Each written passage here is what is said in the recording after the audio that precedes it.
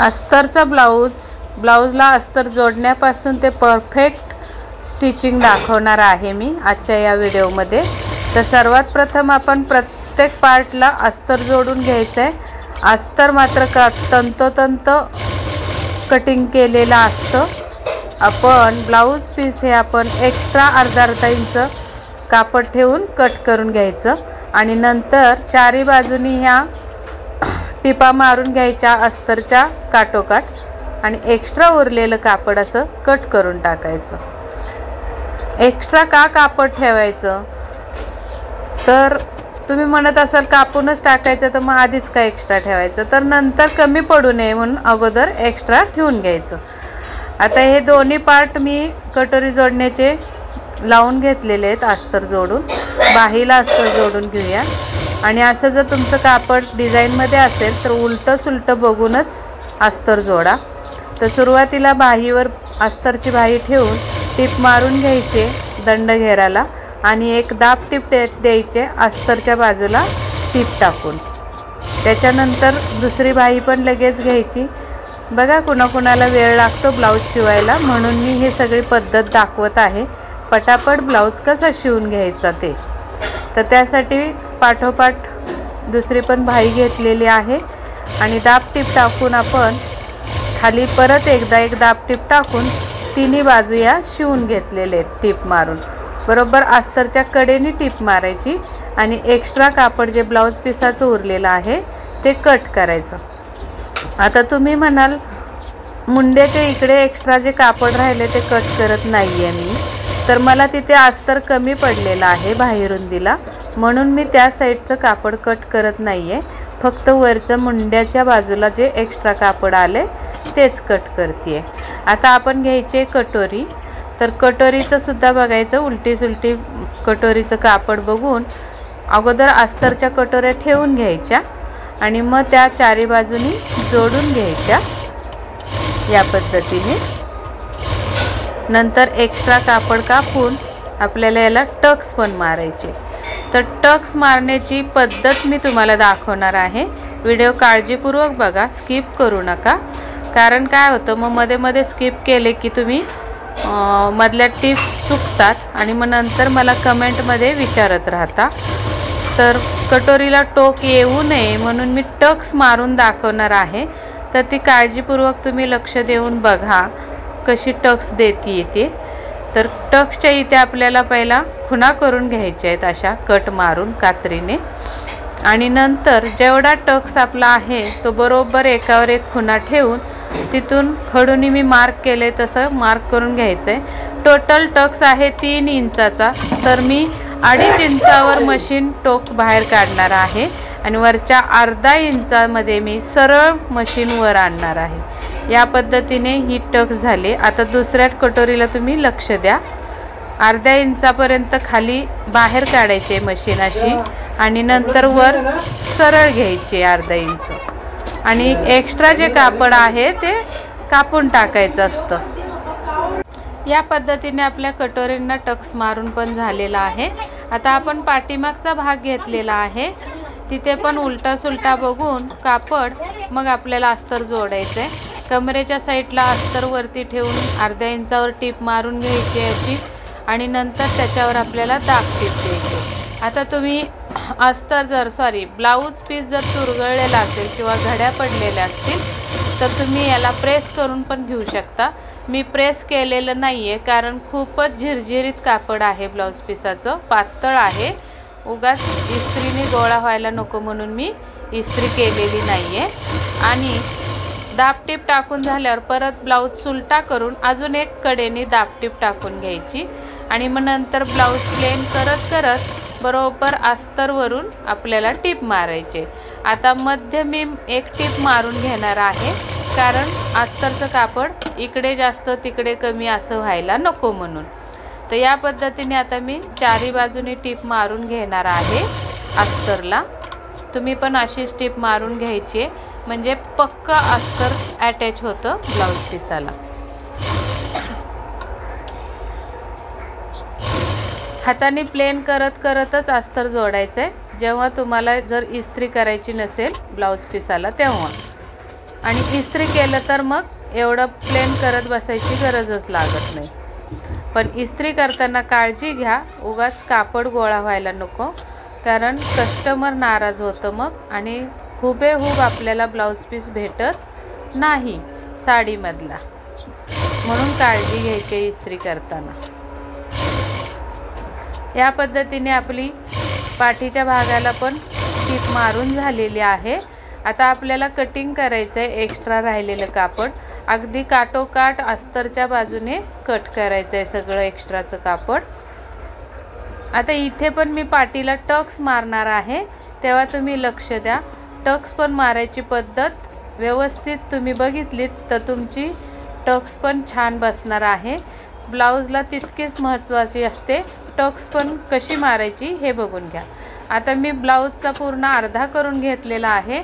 आता मध्यापासून 4.5 इंचावर टेप ठेवून उंची पण 4.5 इंचाची द्यायची आणि बघा कटिंगच्या वेळी 1.25 इंचाचा मी टक्स दिलेला होता, तर 1.25 इंचावर मी टक्सची खून करून घेतली आणि दुसऱ्या बाजूला पण एक थाप मारून त्याची खून उठवून घ्यायची। आता टक्सची उंची जी असते तिथून सुरुवात करायची, पण कडेनी यायचंय आणि मग बाहेर निघायचंय। बघा कडेनी अगदी काटोकाट घेऊन मग आतल्या साईडला जायचंय। या पद्धतीने टक्स मारायचे तुम्ही पण, म्हणजे काय होतं टक्सच्या इथे पाठीवर फुगा येत नाही। डायरेक्ट तुम्ही जर बाहेर काढलीत नसली तर तुझ्या टोक निर्माण होतं। या पद्धतीने टक्स मारून घ्यायचे। बघा अगदी प्लेन पाठीवर चपटा बसतो ब्लाऊज, फुगा येत नाही। आता आपल्याला कटोरी जोडून घ्यायचे, तर मग कटोरीचे पार्ट समोरासमोर ठेवून घ्यायचे, म्हणजे एकाच साईडची कटोरी होत नाही। आणि मग काय करायचं, आता कटोरी खाली ठेवायचे आणि वरती कटोरीचा पार्ट ठेवून वरच्या साईडने मी हळूहळू न खेचता व्यवस्थित मशीन वळवत वळवत टीप मारून घ्यायचे। परत डबल टीप एक मारून घ्यायचे। सॉरी, जरा मशीन हलल्यामुळे कॅमेऱ्यामध्ये आलेलं नाहीये ते चित्र। आता दुसरी कटोरी घ्यायची जोडायला, तर दुसरी कटोरी घेताना मी खालून वरच्या साईडला जोडत चालली, पण अजिबात कुठेही मी कापड खेचत नाहीये, तुम्ही पण खेचायचं नाही। अशा पद्धतीने आपल्या कटोऱ्या जोडून झालेल्या आहेत। आता आपल्याला लावायचे क्रॉसपट्टी, त्या अगोदर टीपवर एक नख मारून घ्यायचं, म्हणजे कटोरी व्यवस्थित बसते। आता त्याच्यानंतर आपल्याला हे मोजून घ्यायचंय, तर बघा कमरेचा चौथा भाग प्लस 1.5 इंच असं मार्जिन देऊन तेवढं उरतंय का बघायचं। ते नसेल तर जेवढं जास्त आलंय तेवढं आपण टक्समध्ये देऊन घ्यायचंय। हे बघा आता माझं 9 इंच बरोबर झालेलं आहे, कारण माझा कमरेचा चौथा भाग आहे 7.5 प्लस 1.5 इंच मार्जिन, असं 9 इंच पाहिजे होतं मला, पण माझं भरत होतं 10 इंच, म्हणून मी 1 इंचाचा टक्समध्ये कापड जिरवलेला आहे। अशा पद्धतीने बरोबर परफेक्ट तिथे क्रॉसपट्टीच्या इथे जर कापड करून घेतलं तर तुमची फिटिंग अजिबात चुकणार नाही। या पद्धतीने क्रॉसपट्टी मी लावून घेतलेली आहे। जर तुम्हाला फिनिशिंगमध्ये क्रॉसपट्टी पाहिजे असेल तर तुम्ही याच पद्धतीने मी व्हिडिओमध्ये दाखवले अशा पद्धतीने तुम्ही क्रॉसपट्टी लावायची आहे। आता इथे आपल्याला परत डबल एक टीप मारून घ्यायचे आणि जे आतमध्ये दुमट टाकले ती बाहेर ओढून घ्यायचे। आता याच पद्धतीने आपल्याला दुसरी पण घ्यायचे, त्या अगोदर क्रॉसपट्टी जर एक्स्ट्रा असेल तर ती कट करून टाकायचे आणि खालच्या साईडला एक कमरेच्या दाब टीप टाकून घ्यायची।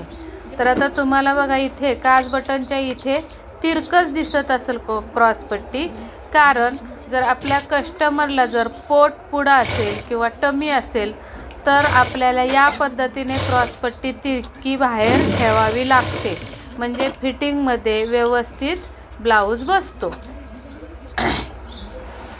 आता ही पण क्रॉसपट्टी आपण त्याच पद्धतीने दुमडून आतमध्ये टाकून टीप मारून घ्यायचे अस्तरच्या क्रॉसपट्टीवर, म्हणजे ही टीप आपली उलट्या बाजूने आतमध्ये दुमडलेली दिसणार आहे, म्हणून अशा पद्धतीने क्रॉसपट्टी लावायची।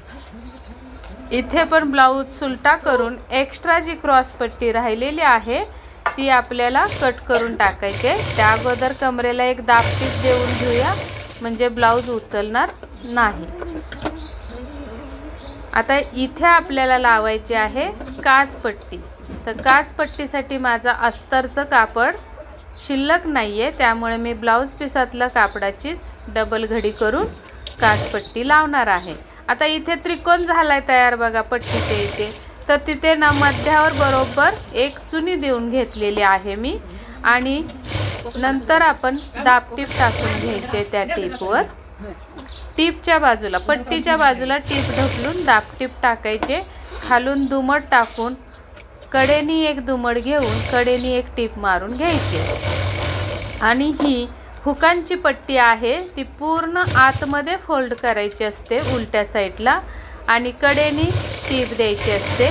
पण आता इथे टीप देताना मात्र चुनी घालायची नाही, म्हणजे काय होतं अगदी परफेक्ट तिथे त्या कोपऱ्यामध्ये पट्टी आपली बसते। आता लुकांसाठी पट्टी तयार करण्यासाठी मी काय करणार आहे, अस्तरवर एक ब्लाऊज पिसाचं कापड जोडून घेणार आहे, चौकोनी कापडामध्ये व्यवस्थित पट्टी तयार करणार आहे, कारण भक्कमपणा येतो लुकांना किंवा ब्लाऊज लवकर फाटत नाही लुकांमध्ये। बघा काय काय स्त्रियांचे हुक लावताना लुक फाडून ठेवतात, कारण आपण मशीनवर लुक करत असतो, दोऱ्यांचे लूक हातावरचे नसतात। मग ते भक्कमपणा येण्यासाठी आपल्याला हे ब्लाऊज पिसाच्या कापडाला अस्तरचं कापड जोडून घेणं आवश्यक आहे। आता लुकांची पट्टी ही खालून वरच्या साईडला दुमड टाकायची असते। बघा मी जिथे कोपरा तयार झालाय पट्टीजवळ ब्लाऊजला तिथे मी चुनी टाकून घेतलेली आहे। आता परत एक दाबटीप टाकून घ्यायचे, पट्टीच्या साईडला टीप टाकून कडेने एक अर्धा इंचाचा फोल्ड करायचा आहे, आणि लुकांची पट्टी ही जेमतेम 2.5 ते 3 इंच रुंदीची काढा, तरच ती छान दिसणार आहे। आता आपल्याला बघा लुक मशीनवर करायचे आहेत व्ही आकारामध्ये, तर एक समान अंतर ठेवून 5 खुणा करून घ्या जर नवीन शिकत असाल ब्लाऊज तुम्ही तर। आणि या पद्धतीने प्रत्येक लुकाला मशीन मागे पुढे करून लूक हा फिट्ट, लूकची टीप ही फिट्ट करून घ्या, म्हणजे काय होतं लूक हा उसवत नाही।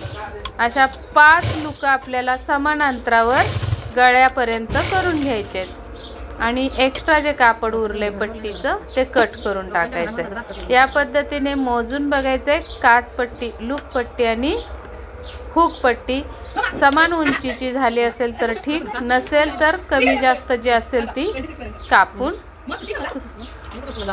बरोबर करून घ्यायचे। आता जोडायचे आपल्याला शोल्डर। तर शोल्डर पाठीचा भाग सुलटा ठेवलाय, पुढचा भाग उलटा ठेवायचा आहे, आणि बरोबर गळ्याला गळा लावून शोल्डरला शोल्डर लावून बरोबर जोडून घ्यायचे। आता इथून पुढे राहतो आपल्याला गळ्याचा आकार द्यायचा असतो, तर गोल आकार जर दिसत नसेल तर तुम्ही गोल आकार करून घेऊ शकतो। आणि आता आपल्याला गळ्याला घालायची आहे पायपिंग। तर मी पायपिंगच्या पट्ट्या काढलेल्या आहेत आणि त्यात क्रॉसमध्ये कापायच्या असतात, आणि मी त्या काढून घेतलेल्या आहेत। आणि पायपिंग करताना बघा मध्यावर मी बरोबर पट्टी खेचून घेत आहे। बघा 2 चिमटींमध्ये मधोमध पकडायची आहे पट्टी, आणि खेचून कडेनी टीप मारत यायचे। अशा पद्धतीने संपूर्ण गळ्याला पट्टी लावून घ्यायची। आता तुम्ही म्हणाल या पट्ट्या काढलेल्या तुम्ही दाखवल्या नाहीत, तर मी सेपरेट व्हिडिओ टाकत असते गोट कसा घालायचा, पायपिंग कशी घालायची। तर आपल्या चॅनलवर 2-3 व्हिडिओ आहेत पायपिंगचे, त्यामध्ये सविस्तर माहिती मी दिलेली आहे तुम्हाला, गोट कसा घालायचा, अगदी बारीक सारीक गोष्टी मी तुम्हाला सांगितलेल्या आहेत त्यामध्ये। तर तो व्हिडिओ तुम्ही बघू शकता। नाहीच समजला तर परत एकदा मी नवीन व्हिडिओ करून टाकेन गोटासाठी। तुम्ही कमेंटमध्ये मला सांगा की पायपिंग दाखवा म्हणून। तर या पद्धतीने आपण ती पट्टी जोडून घेतलेली आहे। नंतर तिच्यावर नख मारून घ्यायचं आहे पट्टी टीपवर, आणि सुलट्या साईडनी अशी अर्ध्या इंचाची घडी टाकून बरोबर अर्ध्या इंचाची समान बरोबर सगळीकडे पट्टी एक करून घ्यायची। तुम्हाला जर सुलट्या साईडनी जमत नसेल तर उलट्या बाजूनी सुद्धा तुम्ही ही पट्टी मारू शकता। मला सुलट्या बाजूनीच सवय आहे, म्हणून मी अशी टीप मारत आहे। तुम्ही तुमच्या सोयीने टीप मारून घेऊ शकता। आणि याच्यानंतर आपल्याला आता इकडची दुमट टाकून आपल्याला बारीक गोट असा घालून घ्यायचा आहे। आणि एक्स्ट्रा जर पट्टीचं कापड असं दिसत असेल तर ते छाटून टाकायचं आहे, कारण काय होतं मग नंतर गोटाच्या खालून हे एक्स्ट्राचं कापड बाहेर दिसत असतं, म्हणून जास्त कापड ठेवायचं नाही पट्टीला। आता याच्यानंतर आपल्याला गोट घालून घ्यायचंय बारीक असा, जास्त पण बारीक करायचं नाही। आणि ही जी टीप आलेली आहे त्याच्यातून बरोबर सुई आपली गेली पाहिजे, म्हणजे काय होतं गोट हा उलटत नाही किंवा चपटाही होत नाही।